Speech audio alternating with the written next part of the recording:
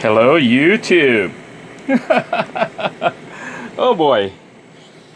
So the other day I noticed the carpet was wet here shortly after I arrived at the RV park and hooked up the city water to the system. Everything was working great. I could even run the shower and stuff. Then I noticed there was a wet spot here, and I thought there was a leak somewhere, like a pipe underneath here, which is a mess under there.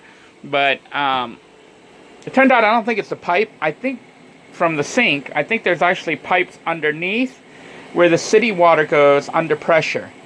And I'm suspecting that underneath here, somewhere under there, there's a connection that is loose and water was squirting up. Yeah. So the wood is totally soaked through from the bottom up. And I'm sure underneath is all still wet and really bad down there. But short of ripping up the entire floor to deal with it,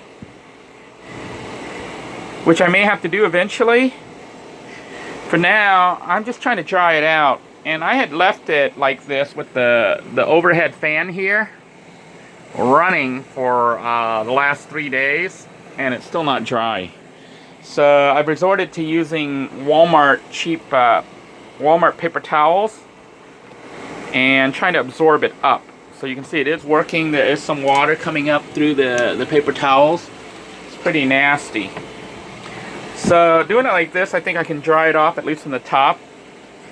Hopefully, you know, I've been running it. It looks like it's less wet than it was before. There's starting to become some dry spots. But when this thing gets completely dry, I'm going to temporarily put a floor down, because we got splinters and stuff here. So getting it completely dry and then putting a temporary floor so the bathroom can be used again. I am not hooking up the city water and then observing it. I have been filling the tank, the freshwater tank to use, but that's what's currently going on with the bathroom. But yeah, there was mold forming in here, so I sprayed it with the bleach, and it still came back. So once it dries or it gets close to it, I'm going to spray it again with another coating of bleach, and then let it dry out, and then cover it up with basically my plan is to cut this extra piece here of the wall paneling and put it in there temporarily as a floor, just so I don't get splinters, and I can go ahead and use the bathroom again. Well, right now I've been using the bathroom just with the bad floor.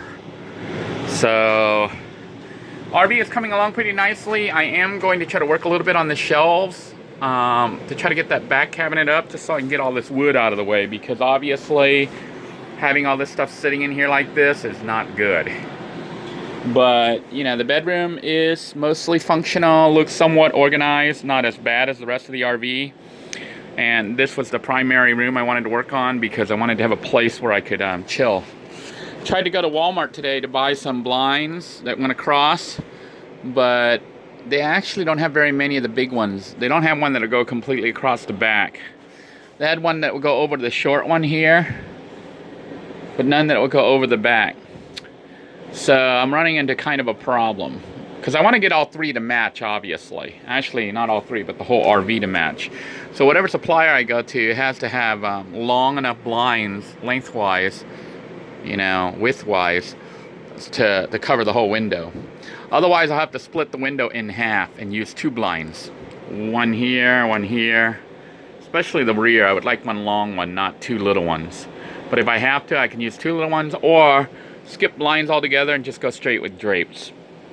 I would prefer to have blinds and drapes, and maybe drapes on top of blinds. So, you know, for now though, I am looking for blinds because it's a quick fix to give myself some privacy, because I am tired of basically being on show every night and every day. Anybody coming by can look right in here. So that is what's currently going on. The water issue is a big deal here, but pulling it up from the top down like this is working. You can see there is a wet spot, but you know, I hadn't really had time to deal with it because I've been working all week, and it had been raining every single day pretty much. So Anyhow, just wanted to do a quick update for you guys. I hope you found this informational. And, you know, things to be wary of when buying an old RV. So until next time, everyone, take care. God bless you all. Please stay safe. And thank you for tuning in. Bye-bye now.